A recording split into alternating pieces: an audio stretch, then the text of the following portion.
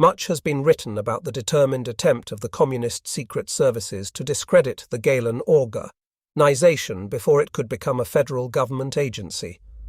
An intensive intelligence battle was fought on German soil in the early 1950s, with Berlin as its focal point, affording the newspapers every opportunity for exciting, if not sensational, report. As so much intelligence activity was crammed into such a short space of time, with attack and counterattack, that even the most superficially informed writer could hardly fail to distill the requisite quantities of colour and drama from those events to come up with a story for his editor. This was a very damaging climate for a fragile organisation to grow in. In our organisation's formative years, we had tried to steer clear of any kind of publicity, choosing careful camouflage and acting very circumspectly in public. The handful of confidants among the leaders of the democratic political parties in West Germany kept the secret of our existence as closely as the people I had established contact with during the earliest years of our existence.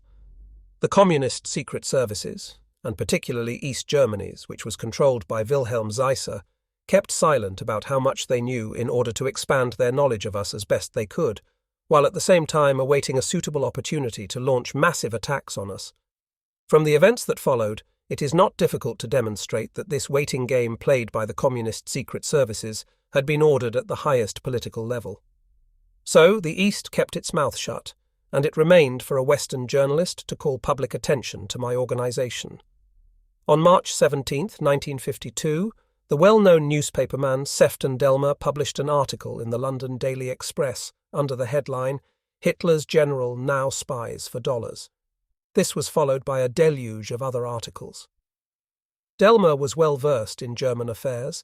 His father, Professor F. Sefton Delmer, had lectured in English at the University of Berlin, and he himself had worked as the Berlin correspondent of the Daily Express from 1928 to 1933. As a war correspondent in the Spanish Civil War, in Poland and in France, and then broadcasting from the spurious Soldiers' Radio Calais later in the war, Sefton Delmer had pumped out vitriolic propaganda against Hitler's Germany. But now his continuing hostility toward Germany had evidently blinded him to the fact that our country had successfully bid for recognition by our former enemies, the three Western powers, and we were now their partner and ally in the fight against the corrosive forces of communism. In exposing our organisation, as Sefton Delmer must have known, he was attacking one of the few institutions that had been fighting for the free world since long before the 1952 treaty was signed. In his article, Delmer branded the organisation a danger for the future of Europe, and in doing so, he unconsciously provided the slogan the press hounds of both East and West were waiting for. He followed up his exposure by alleging that under my control, the Gehlen organisation had already infiltrated every government agency of the Federal Republic, and that it was trying to enlarge this foothold and exert improper influence on government policy. He further charged us with methodically and deliberately shielding former Nazis and SS men from prosecution. Although Delmer offered no proof for his attacks on the organisation, and no competent or well-informed Western authority associated itself with them, his allegations were given further currency by both German and foreign newspapers. Sometimes blown up into unrecognizable and spiteful proportions, Delmer's disclosures were kicked around from one sensation-hunting juror Nihilist to the next, each more piqued than the other at the thought that he had failed to scent the existence of the Gehlen organisation until then. I retaliated in the way I thought most suitable.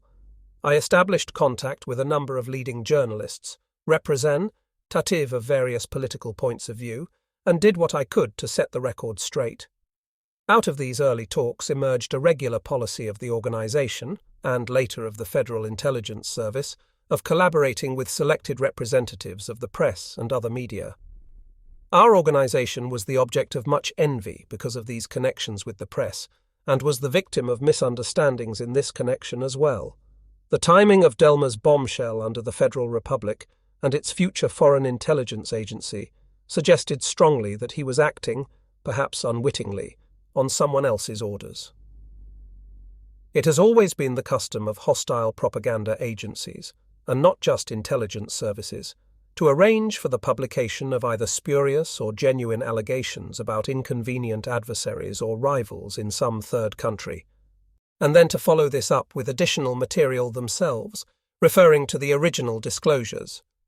Delmer's actions, which he explained as having been prompted by his private fears about the future, could hardly have tied in better with such communist designs. Despite this unwelcome public attention, preparations for the organization's transfer to federal control pressed ahead. The conservative newspaper Christ und Welt repeated this suggestion on August 19, 1954. It may well be that Sefton Delmer is not a communist, as has repeatedly been claimed. It may not be his intention to play into the hands of the Russians, but that is just what he is doing. Received a great boost from the incorporation of West Germany into the Western Alliance under the terms of the German Treaty of May 1952, and by the agreements on the establishment of a European defence community. This alliance between the German federal government and the Western powers put an end for the time being to Soviet attempts to draw the western part of Germany into the communist sphere of influence. The demarcation line which had been drawn across Germany at Tehran and Yalta was thus confirmed anew as the front line of defence for the Western Hemisphere. The Soviet Union recognized that its German policies had collapsed and accelerated the total expropriation of its own zone of occupation. From then on, East Germany became one of the most important elements in the Soviet campaign to dominate Europe. Even though the Soviet-occupied zone was later transformed into a state, the German Democratic Republic, and reached a position second only to the Soviet Union as an economic power, it is its importance as a forward military area that has made it a dominant factor in every intelligence appreciation up to the present day. Stalin's death on March 5, 1953, occurred at a time when Soviet attempts to mobilize their zone of occupation for the conflict with West Germany were approaching their peak. The sudden demise of this dictator, a man later to be condemned even by Moscow for his actions, raised new hopes throughout the world that Soviet policies of subjugation and suppression would be relaxed. In the Soviet zone of Germany, there were numerous signs in those first months after Stalin's death that a political process of liberalization was taking place, but it was impossible to reconcile this process with the unwavering demands made on the zone's economy and labor force. In May 1953, the work norms were suddenly increased. To the populace's growing aspirations for greater personal freedom, there was thus added the resentment of the workers at the continuing deterioration of their working conditions. In the middle of June, Berlin construction workers demonstrated in the streets of the capital, protesting the actions of the First Workers' and Peasants' State. On the following morning, June 17th, this wave of protest erupted into a general strike. The anti-Ulbricht movement spread like wildfire, with large sections of the population throughout the Soviet zone joining in the uprising. For many hours the fate of the lords of East Berlin seemed sealed, but Russian troops came to their rescue. Soviet tanks crushed the defenseless citizens and saved Ulbricht's skin, while the zone's population fell back from the brief ecstasy of freedom into the grey and lethargic existence of everyday life under communist dictatorship. Lacking central guidance for the revolt, and searching in vain for signs of assistance from abroad, the East Germans lost all hope on that June 17th of ever seeing Germany reunified. There are many indications that the national uprising, which is commemorated in West Germany every year, was in fact a spontaneous and elemental act, comparable only with the revolutionary movement that swept Hungary 3 years later. But the Russian authorities immediately attempted to indict the Gehlen organization with having planned and organized the June 17th uprising, and this alone was proof enough that from now on we were to be the main target for a vindictive and persistent communist smear campaign.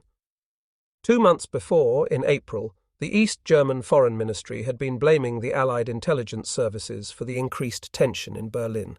Now, after June 17th, their attacks were directed at my organization. Wilhelm Zeisser was dismissed as chief of the East German State Security Service, SSD, a few weeks later, and a new man replaced him, Ernst Wohlweber. Before this, an even more startling change occurred. Lavrenti Beria, chief of the Soviet MGB, was overthrown and executed in Moscow. We were the first Western intelligence service to learn of this. I still have a number of papers which reflect the disturbance this caused in West Germany. One of my senior colleagues wrote in an internal memorandum, Our views on the struggle for power in the Kremlin and the conflict on the new line in foreign policy have been confirmed with unexpected crudeness. The consequences are incalculable. And he posed the following questions for our agents to investigate. On the basis of what internal shifts of power could Beria's overthrow have been possible? Did his own security apparatus get out of hand? Is the influence of the party machine now greater than that of the security apparatus? Did the ultimate decision-making force, the Soviet army, back up the provisional victor, Malenkov? We had to investigate why Beria alone had been kicked out, and not, for example, Molotov, whose political line was not unsimilar.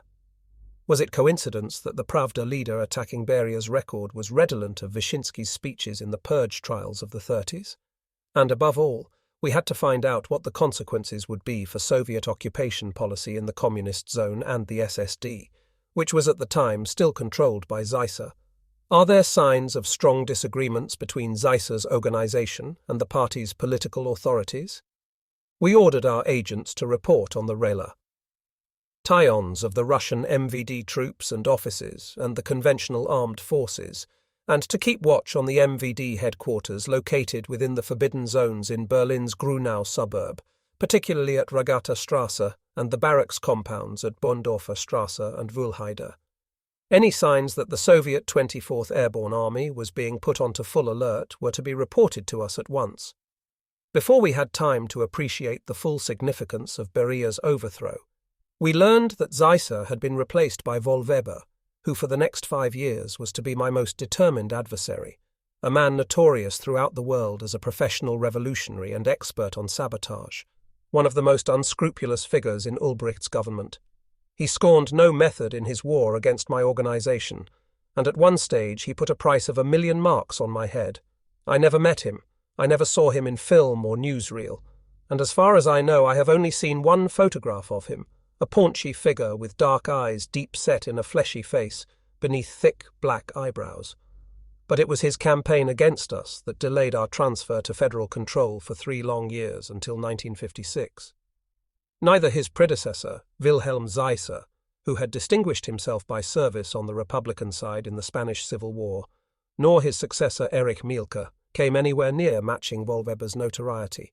Compared with him, even the current incumbent of that office, General Mielke, who has been known to brag of how he shot down 2 police captains in Billow Square, Berlin, pales into insignificance.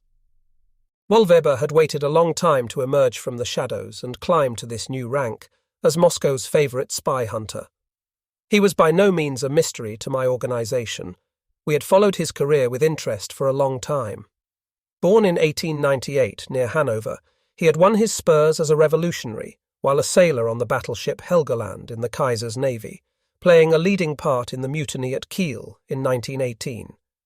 He joined the German Communist Party, later becoming a member of the Prussian Assembly, and of the Reichstag, prior to Hitler's seizure of power in 1933.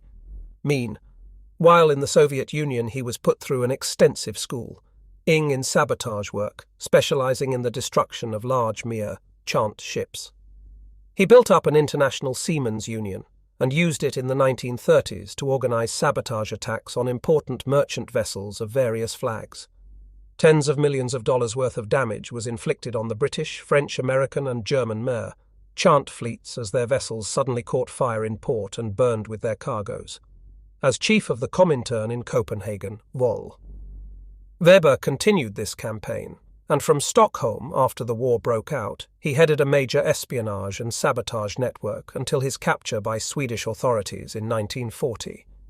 He was sentenced to 3 years' imprisonment for illegal entry, but the Soviet Union successfully applied for his extradition and thus recovered their successful saboteur for employment in fresh pastures.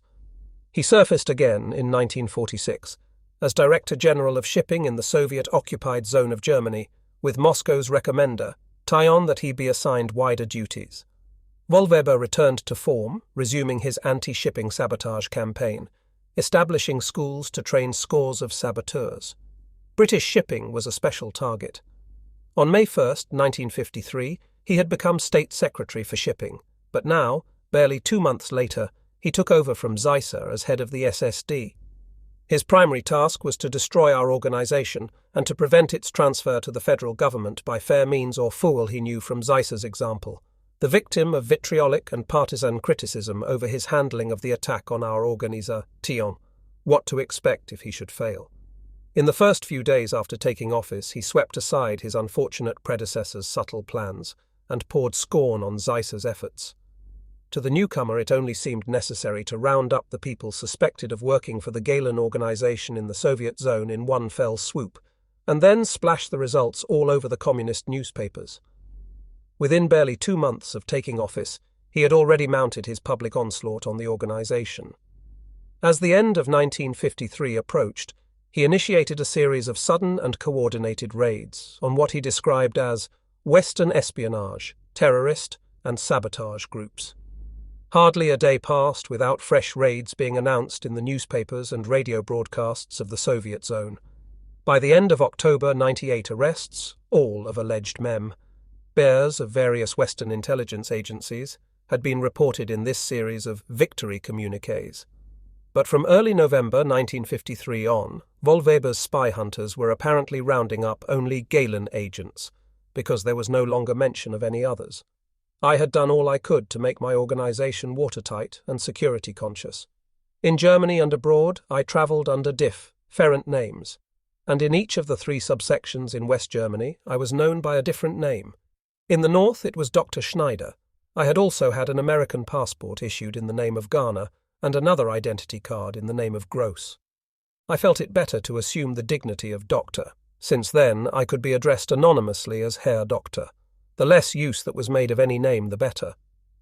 I knew the overall shape of the organization's structure, and from time to time I would be shown area charts of our operations on the other side of the Iron Curtain, but I took care not to learn too much about identities or the minutiae of the organization's undertakings. Probably nobody knows less of the operational incidents which fill the pages of modern spy books than the director of an intelligence agency. But, conversely, the man in the field knew only what was happening at his immediate level, and could betray few other people if he was caught. I myself could always have been kidnapped, and modern science knows ways of breaking the silence of any man. If one of our agents was caught, we had ways of learning almost immediately, and we took all possible steps to tip off any others who might have been compromised and extract them from the Soviet zone by one or another of our pipelines.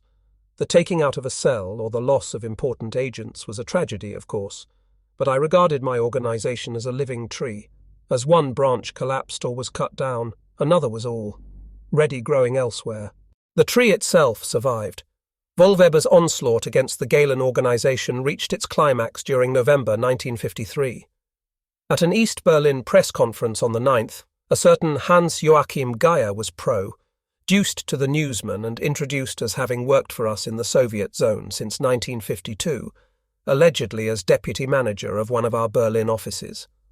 It is true that Geier, author of a number of popular detective stories, had volunteered to operate for some months in East Germany as a collector of V-men, but for security reasons he was then relieved of that position and recalled to West Berlin, where, unknown to me at the beginning of 1953, he was given a job as assistant in the one-man bureau of an agent leader. This re-employment contravened a strict embargo I had placed on permitting operatives who had been recovered from the Soviet zone to continue working in certain sensitive jobs. Geier had indeed become a double agent by the time of his return. At the end of October 1953, his partner asked him to obtain a new female secretary. Geier interviewed the applicants at a restaurant.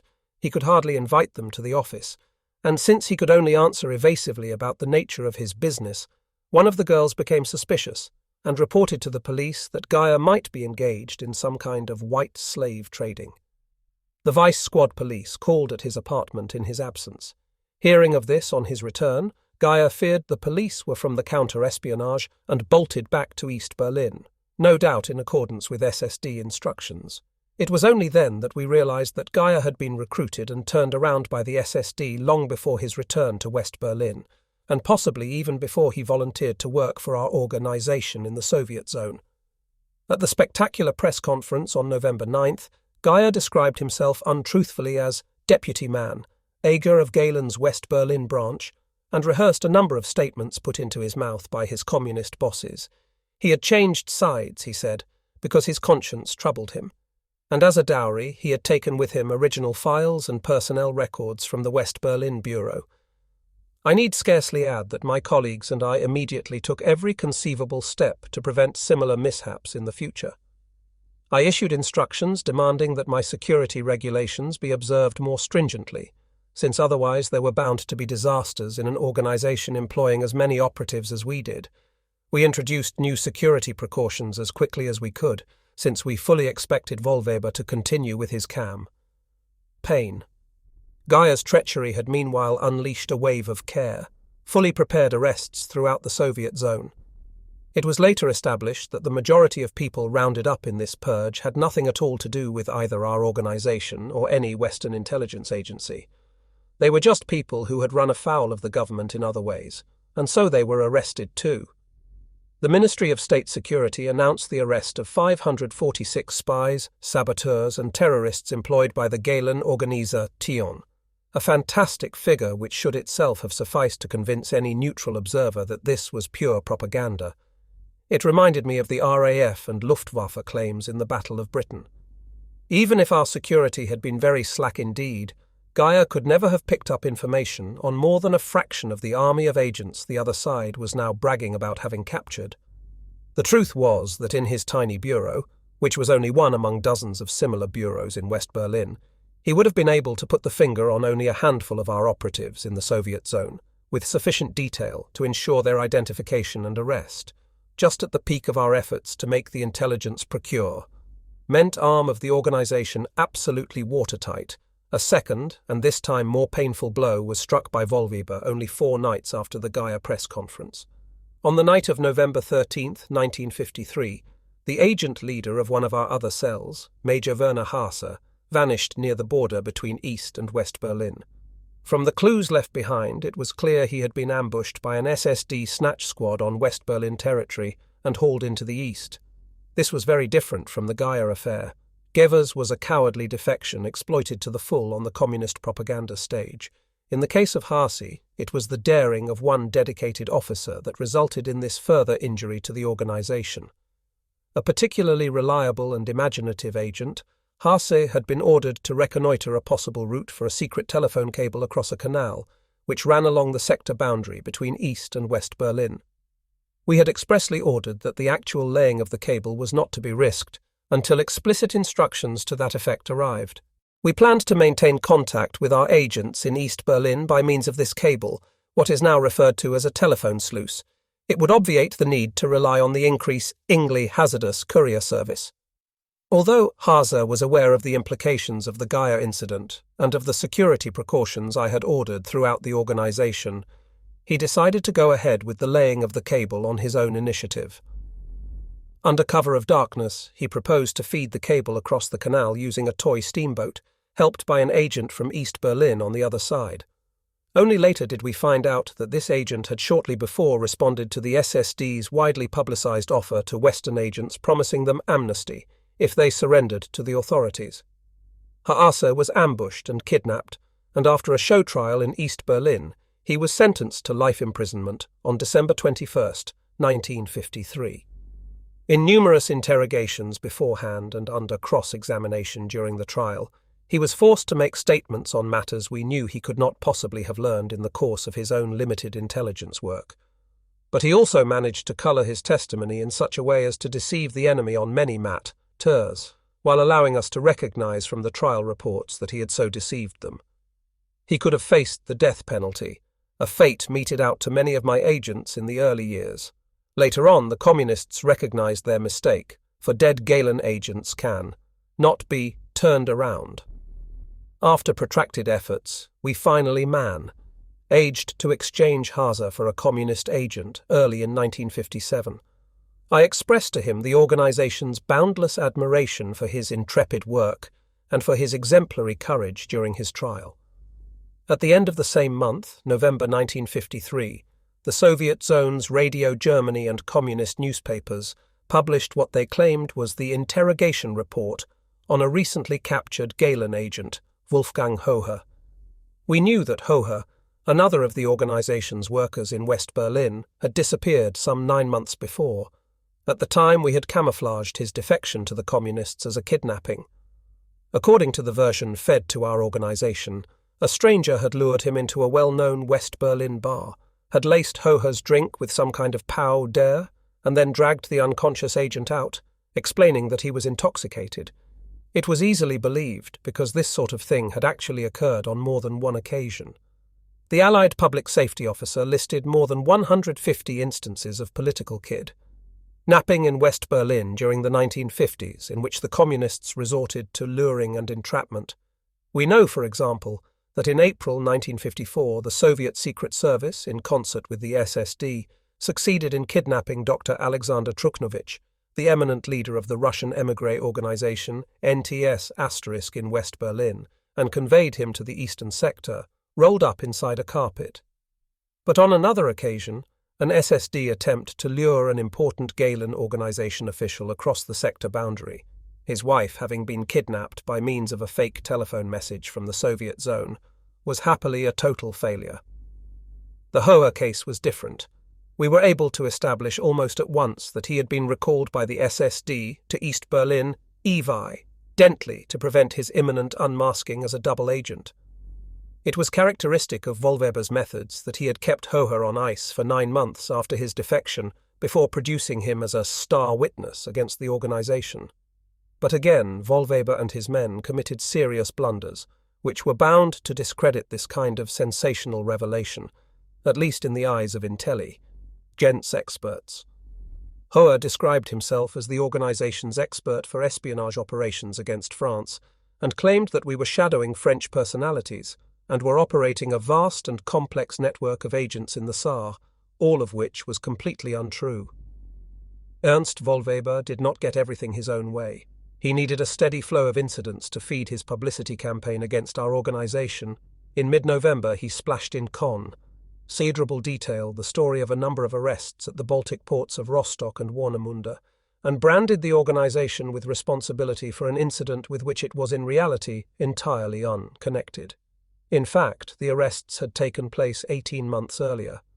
These fresh arrests, blazoned by Wohlweber across the newspapers and radio system of the communist zone, were identical with those made in May 1952, except that at that time the 3 men now described as Gehlen agents, caught red-handed installing explosive devices in the port areas, had been described as members of the battle group against inhumanity, an organization from whose methods we had always firmly dissociated ourselves. The League of Free Jurists was another such idealistic but extremist organization backed by the Americans. The battle group caused us a good deal of trouble. It was German-controlled, but was furnished with material and financial support by the Americans. We considered the sabotage operations it conducted immoral and futile. Their agents were committed to activities which might have had some point if there was a full-scale war, and they were properly coordinated with military operations. But in peacetime, these activities injured only our fellow Germans behind the Iron Curtain. Bridges were blown up, public installations were set on fire, and many agents were caught and executed. Armed with the reports procured for me by Colonel Metz's department, I presented the American authorities with a constant stream of objections to the battle group's operations. I tried to point out that, quite apart from the clumsiness of the planning, the communist countermeasures were affecting my own networks too. 3 years later, after our transfer to West German government control, the Americans offered us control of these groups. But I could not sympathize with sabotage operations in peacetime, so I turned the offer down. These groups did not fight cleanly. All that we later took over was the personnel card index of the battle group, but not the people themselves. We did make extensive use of American commando training facilities for their rangers in Bavaria to teach our agents how to live off the land when parachuted into hostile territory. We considered this training necessary in case there was an attack from the east. But again, these were strictly espionage agents, not sabotage. I resisted all American pressure to undertake sabotage operations behind the Iron Curtain, and I refused to invite their sabotage agents to carry out spotting missions on our behalf. The two kinds of operation must always be kept strictly separate. My own view was that in the long run, only he who fights with a spotless shield will triumph, a legacy of my contacts with Canaris. Our effective replies to his allegations whipped Wollweber into a new frenzy of action against us. By the end of November 1953, it was clear to him that even by employing the entire Soviet propaganda machine for his purposes, and despite the widespread publicity in his favour throughout the other communist countries in Eastern Europe, he had failed to convert the individual and local successes he had admittedly scored in his fight against the Gehlen organization into anything like the total annihilation he had promised. He made his infamous offer of 1,000,000 Deutschmarks for any man who succeeded in handing me over to him, dead or alive. There can be no doubt that such a reward was offered not only for my head but for those of others too, for my organization was by now well placed to secure accurate details of such internal East German government pronouncements. For several years my organization had employed an important agent in Wollweber's very office. At the end of November I decided it time for this man to be extracted to the west, both for his own safety and to damn Wollweber still further. Walter Gramsch, a high-ranking civil servant, ministerial rat, had been an intimate colleague of Wollweber since 1946, when Wollweber himself had been appointed Director General of Shipping. In Gramsch, Wollweber had seen an outstanding expert on transportation problems, and over the years he relied more and more upon him as a general factotum. Moreover, he had continued to heap praise on him, most recently in a letter dated March 28, 1953, in which he thanked him for his magnificent service on the Central Transport Commission. Gramsch started by supplying important documents on the whole field of transportation behind the Iron Curtain, and soon he was sending us regular reports on the Secret Service work of Wollweber as well. For years he had despised Wollweber for his scrupulous methods, and saw in him the real obstacle to the eventual reunification of Germany.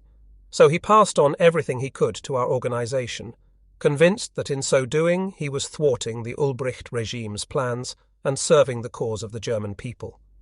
After the June 17th uprising was crushed, the flow of material from Gramsch doubled, and this perhaps illustrates his personal involvement best. We were forced to discontinue Brutus when we detected the first signs that people were becoming suspicious of his activities, but other branches of the tree remained. At the same time as we were extracting Brutus, our organization controlled 2 female informants of considerable significance. These were women employed in particularly important positions by the communists, and they showed unparalleled devotion to the free world's cause. One of the 2 must and always will remain cloaked in secrecy. Suffice it to say that she was a senior official in the Soviet Zone's Free German Youth (FDJ) movement, an organization primarily devoted to undermining West German youth organizations and securing footholds for penetration of the Federal Republic. The other, Elli Barchatis, was personal secretary to the East German Prime Minister Otto Grotewohl. The reports from her were given a very high rating, and when they emerged from the procurement section, a slip was attached to them for the benefit of Colonel Heere, Chief of Evaluation, codenaming the source as Daisy. For a long time, Heere thought the material too good to be true, but when he ordered a thorough debriefing of the secretary, she explained convincingly how she had come into possession of the documents. It was one of the supreme ironies of the situation that we were receiving top-level documents and information from Daisy at the very same time Wollweber was bragging that he had annihilated the Gehlen organization. What she and others accepted by way of risk and personal sacrifice may sound incomprehensible nowadays, since working for one's country out of sheer idealism is a matter for contempt rather than for commendation in West Germany now.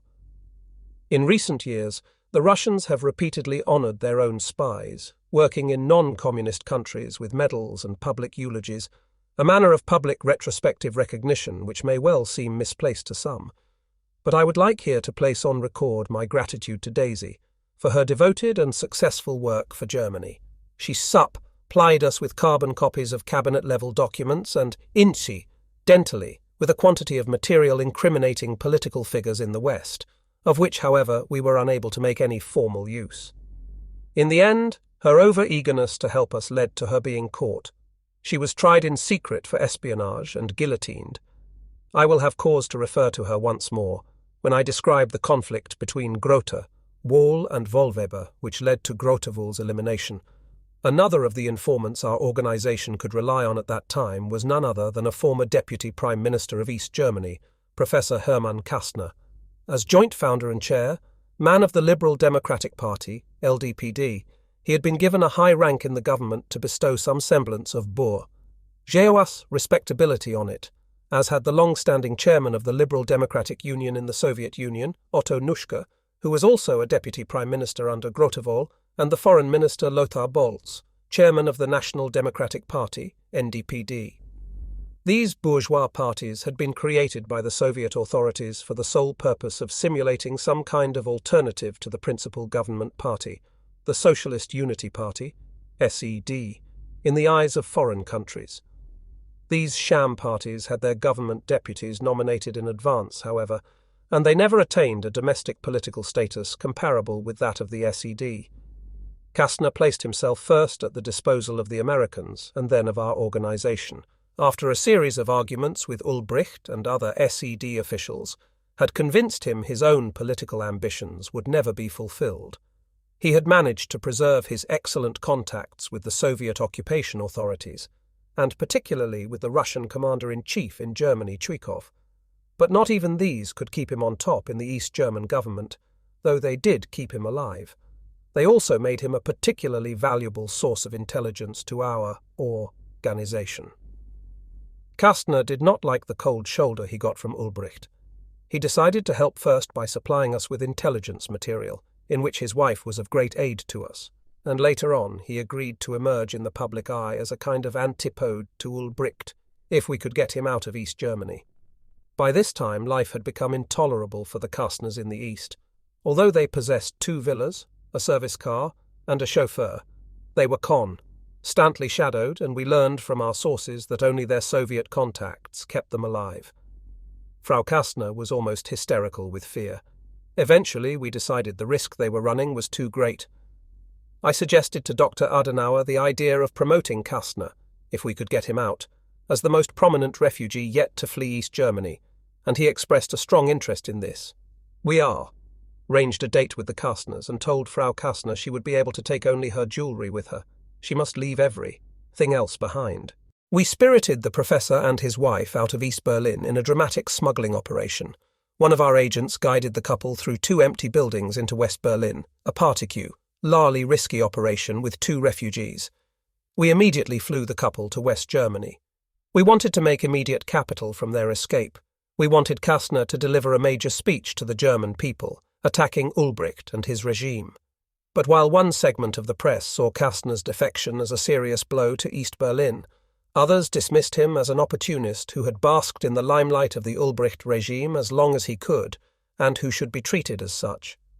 We were not able at that time to reveal the extent to which he had cooperated with our organization while in office.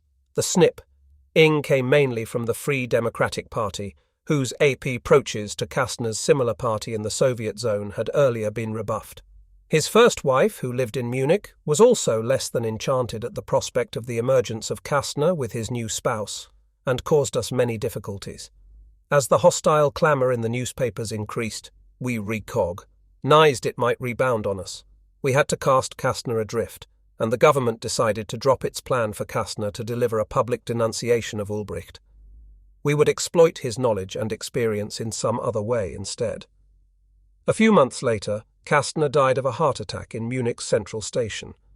The increasingly noisy communist campaign against the Gehlen organization was inevitably an embarrassment to the authorities in Bonn, while government spokesmen officially pooh-poohed the campaign and announced on one occasion that the federal cabinet had discussed my organization for several seconds.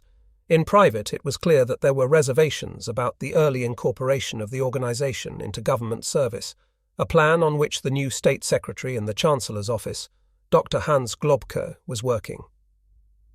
On December 10, 1953, I was called on to testify before the EDC** Committee of the Federal Parliament, and Fritz Oehler, the Socialist Deputy Chairman of the committee, put a number of distinctly hostile questions to me on the Geier affair. That enabled me to deliver a lengthy but broadly intelligible speech on the role of the organization and on its structure and methods, and to report in detail on the Gaia case as well. At the end of the 3-hour session, Erler congratulated me and encouraged me to carry on the work as we had been doing so far. Several of the other committee members afterward told the press they were deeply impressed by what they had heard. By this time it had become increasingly plain to us that Wollweber's immediate target was to support the Soviet campaign to disrupt the Foreign Ministers' Conference, which had been arranged to take place in Berlin during January. Throughout Decem, the Soviet zone newspapers and radio published a barrage of mostly outdated revelations about the organization in a usually vigorous campaign, which became explicable only when examined in the context of the Soviet political offensive that followed.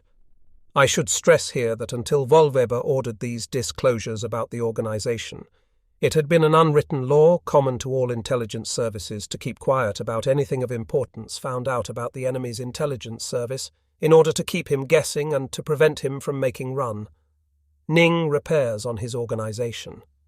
The first clue as to the Russian intentions came on December 10, 1953, just as I was addressing the EDC committee in Bonn.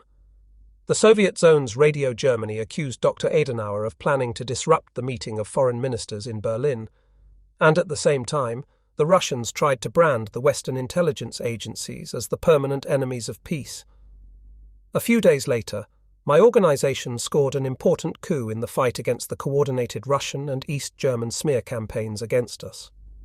One of our cells procured from the Soviet embassy in East Berlin an original copy of an unpublished Russian-language White Book. It was a nasty piece of handiwork, listing just about all the lying allegations that had ever been made against the Western intelligence agencies. We found out that it was intended to circulate this White Book among the foreign ministers, Molotov, Dulles, Eden, and Bidault, during the conference. The main attack was to be concentrated on the Gehlen organization.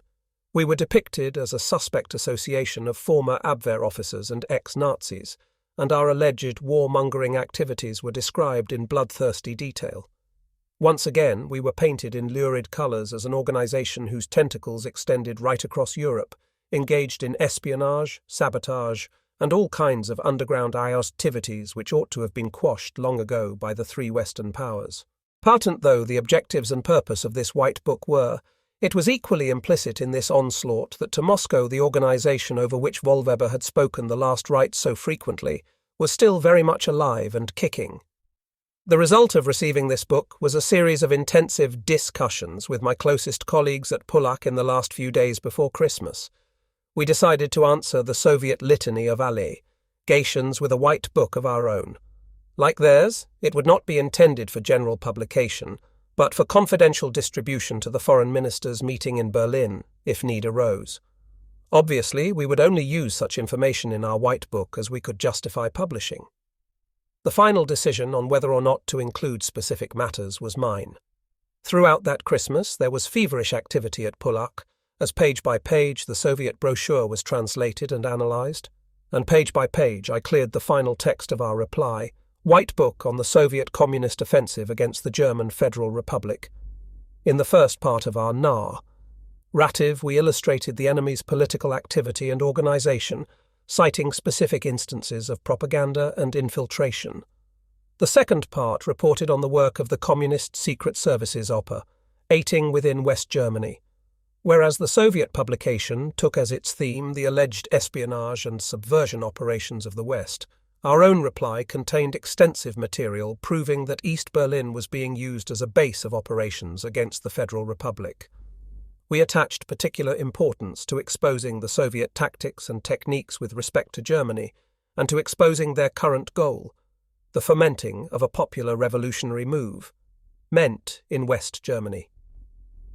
All in all, our document would have clearly revealed the subtle interplay of the enemy's secret service operations with his other political activities. When the four power talks began in Berlin on January 21, 1954, the Russians were advised through suitable channels that a reply to their White Book had been prepared. They thereupon decided it might be better not to circulate their own confidential brochure. Our organization's document of rebuttal stayed locked in its safe as well. It had served its purpose merely by its existence. The conference itself ended a month later, with the foreign stirs not having made the least headway toward a settlement of the German problem. In the mid-1950 SS, we succeeded in doing what was more insult than injury to the Soviet Secret Service through what was in fact a massive deception operation. We called it Operation Uranus. It started in the Soviet zone at Aue in Saxony, at the uranium mine from which our organization received a number of valuable mineral samples from an agent.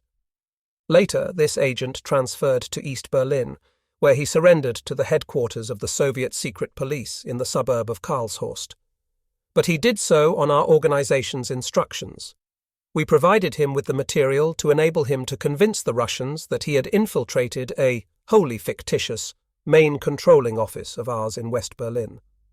This ostensible double agent persistently warned his Russian controller, the later notorious Colonel Petrov, that there were a large number of Gehlen agents functioning throughout Saxony, and so vivid a picture did he paint of their effectiveness that the Russians took hasty steps to smash the spy ring. After strenuous preparations for the Rus. Scions were particularly sensitive about the area around the uranium mine. They sprang their dragnets simultaneously throughout the province, only to find this spurious army of agents evaporate before their eyes. This was one Gehlen network in which there were more holes than net. In the case of Emil Bahr, no relation of Brandt's State Secretary Egon Bahr, Wohlweber burned his fingers even more unpleasantly. Bahr was one of our agents who fell into Wohlweber's hands immediately before the four power talks in Berlin were due to begin. To the media of the Soviet zone, this was a godsend.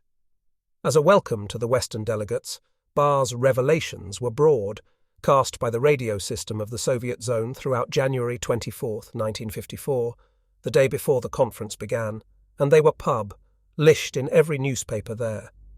Since Bahr's supposed confessions included damaging details of widespread preparations being made by the Gehlen organization to disrupt the conference, there could be no doubt but that the communists saw Bahr, this self-styled key Gehlen agent, as a curtain-raiser to the distribution of their White Book. A witness like Bahr, who could be persuaded to pass himself off as a repentant sinner, willing to expose his former bosses, is obviously worth his weight in gold, at least so long as he was available. We can readily imagine the discomfiture of the SSD's boss, Wohlweber, when Bahr, whose presence in East Berlin had of course been demonstrated to the foreign press, escaped from custody and fled to West Berlin. There, this intersector commuter declared to the world that he had not uttered one word of his supposed confession, and that his testimony had been faked from start to finish by the SSD. During the rest of 1954, it became clear to even the loyalist communists in East Berlin that Wohlweber had not attained one of his objectives. The Gehlen organization had not been crushed, indeed. From his expostulations and statements, my colleagues and I were frequently able to make intelligence deductions as to our weak points. We were able to correct our earlier errors and constantly improve on our security precautions. The morale of our agents in the field remained high. For the greater part, they continued work. For us, unimpressed by the communist propaganda campaigns. Wohlweber had succeeded neither in annihilating the organization's working substance nor in discrediting us in the eyes of the govern. Meant in Bonn. Though the transfer of the organization to government control was still shelved for the time being, the very fact that I had addressed the EDC committee during December 1953 marked a further degree of indirect recognition of our organization's existence and capabilities. Thanks to the early contacts I had established between Pullack and the publishers and editors of selected West German newspapers and magazines, we had also succeeded in neutralizing a number of press channels which had initially displayed undue hostility toward us, as well as an indecent readiness to repeat communist propaganda. On various occasions we were able to use the friendlier organs to put the truth in its proper context, in reply to the muck raked by these irresponsible journals. And this, in time, served as a warning to those who might otherwise have felt inclined to publish material emanating from communist sources without critical judgment. Ernst Wohlweber's attempts to smear the organization in the eyes of allied and neutral countries of the West also proved a futile exercise. His countless distorted or downright mendacious accusations frequently defeated their own purpose, So exaggerated and sensational was the form in which the revelations were publicized. In the end, the SSD had done itself more harm than good, because by their clumsy methods they frequently unmasked agents of their own, and in their show trials they staged proceedings which in the long run could only reflect more on the prosecutors than on the defendants. At the end of this first campaign, Neues Deutschland published an item which cannot have pleased Wohlweber. On February 24, 1954, the East German national newspaper reported under the headline Galen to enter Bonn's service the somewhat premature news. Meanwhile, it has been announced in Bonn that the Galen espionage organization, which has hitherto operated under American orders in collusion with the federal government, is to be transferred in its entirety to federal responsibility, in other words, to the control of the Adenauer government. In printing this, the official and principal organ of the Socialist Unity Party admitted that the broadsides the SSD had fired to prevent the federal government from taking over the organization had failed.